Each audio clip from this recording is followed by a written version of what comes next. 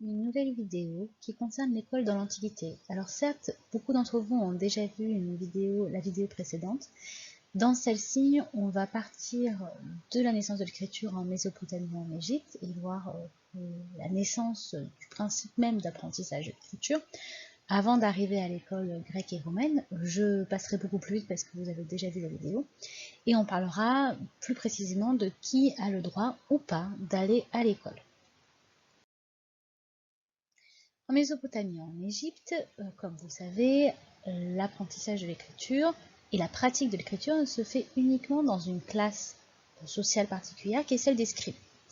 Ce qui fait que seuls les scribes apprennent à lire et à écrire et qu'on apprend donc dans la famille, de père en fils. Le fils d'un scribe va donc forcément devenir scribe, comme le fils du boulanger devient boulanger, le fils du pêcheur devient pêcheur. On n'a pas le choix de métier, on fait forcément le métier de son père. La femme ayant pour métier principal celle d'être mère, même s'il y a également des femmes qui sont prêtres, scribes, les princesses étant également en apprentissage auprès des scribes pour apprendre à lire et à écrire. Donc l'apprentissage de la lecture et de l'écriture est déjà beaucoup plus compliqué, puisque la langue en Mésopotamie comporte à peu près 650 signes différents, comme on avait un petit peu vu rapidement, sachant que chaque signe ne correspond pas à une lettre mais à une syllabe, qu'un signe peut correspondre à 2 à 4 syllabes différentes, et qu'un signe peut se lire de manière donc syllabique, comme un son, mais de manière pictographique, comme une image également. Donc vous comprenez la complexité. Finalement, il fallait plus de 10 ans pour apprendre à lire et à écrire. On pratiquait l'activité de scribe auprès des nobles ou des gens qui avaient besoin d'écrire pendant 10 ans. Et les 10 dernières années, en fait, on enseignait à la jeune génération pour qu'elle puisse prendre en place, puisque après 35-40 ans, on commençait à être un petit peu fatigué à travailler en tant que scribe. Donc, la particularité de cet apprentissage qui est très difficile, c'est que ça fait une classe sociale de privilégiés. Ils ne sont pas tout à fait nobles, mais c'est pas non plus le commun des mortels, les commerçants, les boulangers. C'est vraiment une classe sociale à part, qui a donc des privilèges dus à leur connaissance. Ce sont leurs capacités à lire et à écrire qui font d'eux des privilégiés, alors que la noblesse vient plutôt de la richesse terrienne et donc ensuite de la naissance. L'école est donc réservée d'abord à la catégorie des scribes, mais ensuite aux personnes qui sont riches, qui sont en haut de la société. Donc les rois, les princes, les prêtres et les nobles, sachant que c'est vraiment par ordre d'importance. D'abord les rois, enfin les princes, puis qui deviennent forcément rois, les prêtres, puisqu'ils ont besoin de savoir lire et écrire les textes religieux, et enfin la noblesse aussi, parce qu'elle fait partie du corps diplomatique et qu'elle participe à la vie politique et littéraire et religieuse de la société. Et donc quand on est une femme, si on est une princesse, on apprend à lire et à écrire, une reine également. Et en Mésopotamie, en Égypte, vous avez des prêtresses qui sont particulièrement importantes, puisque certains cultes divins ne sont réalisés que par des femmes. Donc à ce moment-là, les femmes doivent apprendre à lire et à écrire. Des filles de scribes peuvent apprendre à lire et à écrire également, au même titre que leurs frères, mais c'est extrêmement rare. Et à ce moment-là, c'est plutôt parce qu'il n'y avait qu'elles. Enfin, il y a eu des filles, donc bon, forcément, on lui apprend. Alors, l'école en Mésopotamie, ça se dit l'Edouba, ça veut dire la maison des tablettes, et donc c'est une maison privée. Vous avez également une Edouba, une maison des tablettes, dans les temples, lorsqu'il faut que les prêtres apprennent à écrire. Il y a 2 niveaux d'études. Le premier, c'est d'apprendre en recopiant l'écriture cuneiforme et le sumérien sur des tablettes d'écoliers. Parce que quand on vit en Mésopotamie, on n'apprend pas que le mésopotamien, on apprend également le sumérien, puisque les 2 langues sont sœurs. À vrai dire, le mésopotamien est copié en grande partie, j'allais dire Pompée, est copié en grande partie sur le sumérien, les Mésopotamiens ont complexifié le système des Sumériens, qui n'était pas non plus déjà extrêmement simple. Ils ont réutilisé les signes du sumérien pour coller aux syllabes du mésopotamien, et ils ont rajouté des signes supplémentaires parce qu'ils avaient plus de syllabes. Donc quand on est élève, on recopie les signes pour apprendre déjà à les tracer. Comme vous voyez à côté, ce ne sont pas non plus les signes qui sont particulièrement simples à faire. Quand vous aviez essayé sur les tablettes d'argile, vous aviez eu quelques difficultés. Donc on recopie. Et ce qu'on recopie, c'est des listes de vocabulaire. Donc vous allez par exemple, le premier jour de la semaine, recopier une liste de vocabulaire sur les arbres. Donc vous allez faire chêne, érable, pin, sapin, cyprès, mimosa, enfin tous les arbres possibles imaginables. Le lendemain, vous allez faire tous les lieux, donc vallée, montagne, vallon, etc. Et en autre jour, vous allez faire les villes. Et donc vous allez faire toutes les villes du pays. On apprend également l'unité des mesures et à compter et les multiplications. Alors, en Mésopotamie, on ne fonctionne pas comme un système comme chez nous. Donc, nous, on a un système numéral qui va de 0 à 10. Le 0 étant inventé par les Arabes, donc en Mésopotamie, le 0 n'existait pas. On commence donc en base 1 et on va jusqu'à 6. Alors nous, on compte de 1 à 10. Le 0, c'est rien, mais on compte de 1 à 10.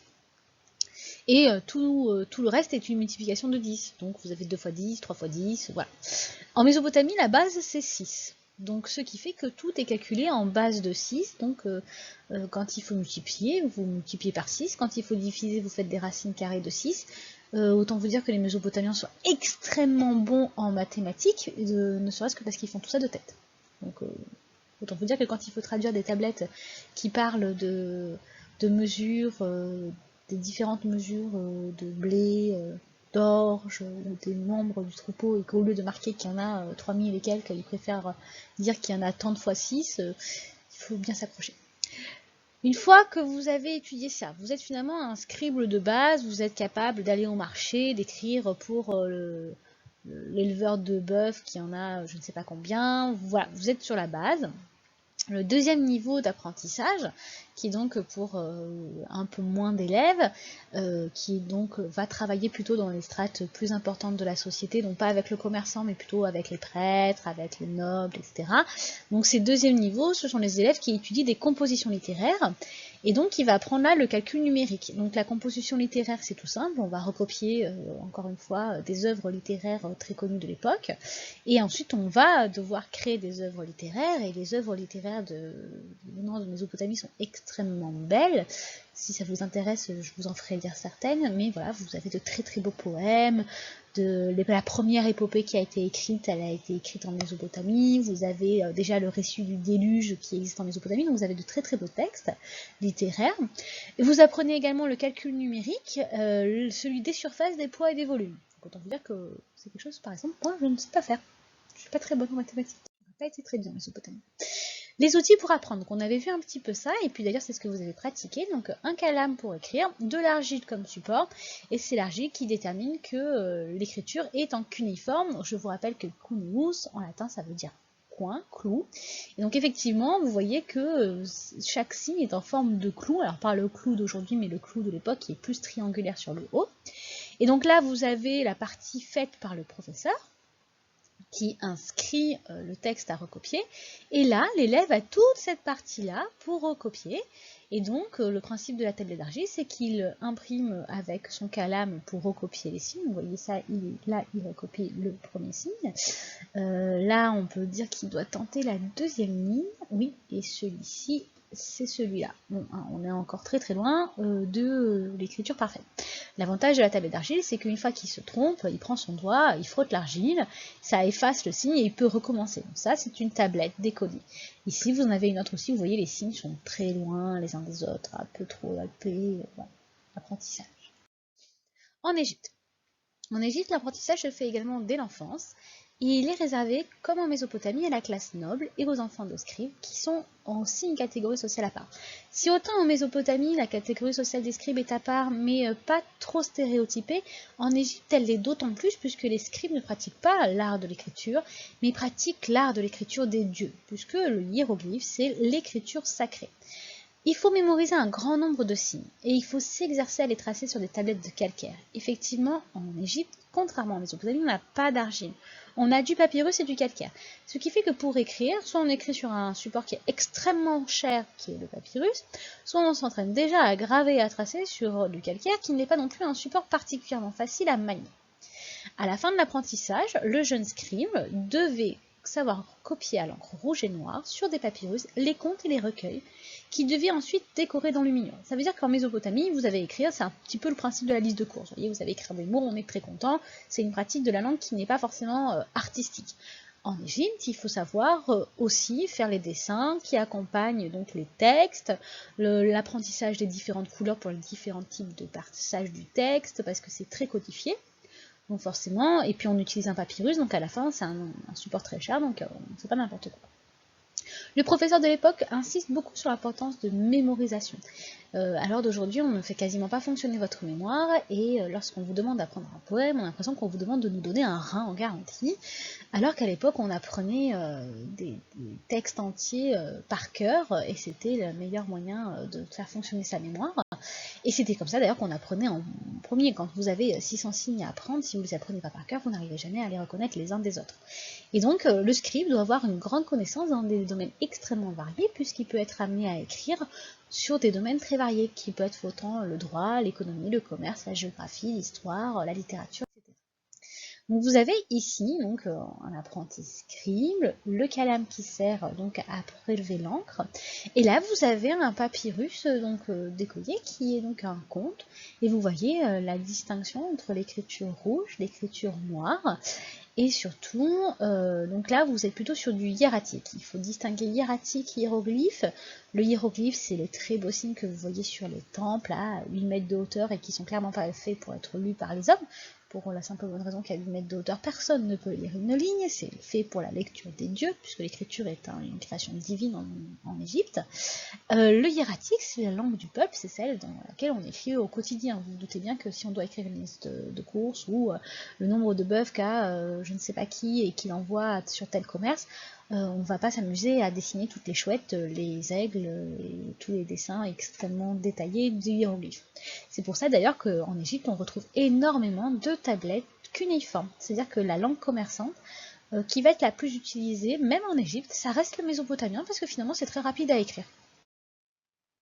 Nous arrivons maintenant en Grèce à Rome, donc on ne va pas détailler beaucoup plus, on en a déjà parlé, que forcément il va y avoir une nécessité d'apprentissage, puisque la langue écrite va se développer, et donc plus en plus de personnes vont avoir accès à la lecture et à l'écriture, ce qui fait qu'il n'y aura plus de caste de scribes à part, et il n'y aura plus cette classe sociale privilégiée, puisque on va développer un maximum l'écriture et la lecture, ce qui fait que tout le monde est plus ou moins égal par rapport à ce sujet-là, donc filles comme garçons d'ailleurs vont pouvoir aller à l'école, à partir du moment surtout qu'ils ont l'âge requis. Donc je vous rappelle qu'en Grèce comme à Rome, on commence à 7 ans, qu'on soit une fille ou un garçon.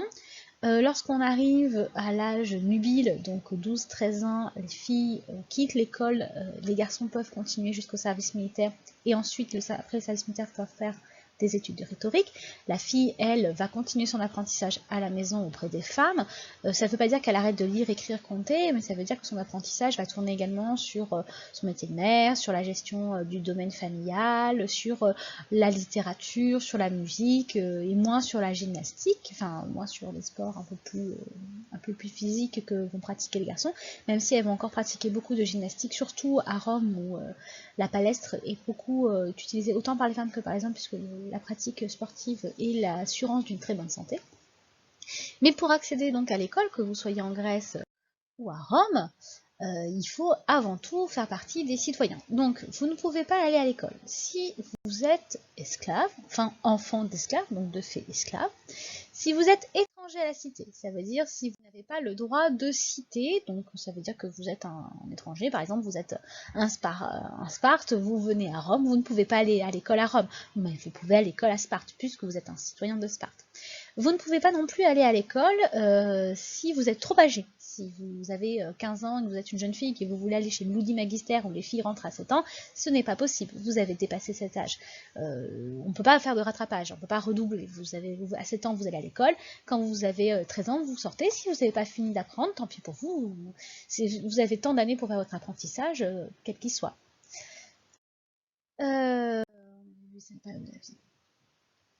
La dernière raison pour laquelle l'école peut être bloquée, c'est si vous êtes enfant d'un étranger, mais aussi enfant d'affranchi. Donc l'enfant d'affranchi a le droit d'aller à l'école, puisque l'affranchi n'a pas encore le droit de citoyenneté. L'affranchi étant un esclave qu'on a libéré. Il n'a pas le droit de citoyenneté, mais son fils peut y accéder, et sa fille également, donc eux, ils peuvent avoir accès à l'école. Voilà. Petite image pour finir sur le matériel de l'école, mais on ne développe pas plus, puisque dans la première vidéo que vous avez vue pour la journée de l'Antiquité, vous aviez déjà tout de précisé. Voilà.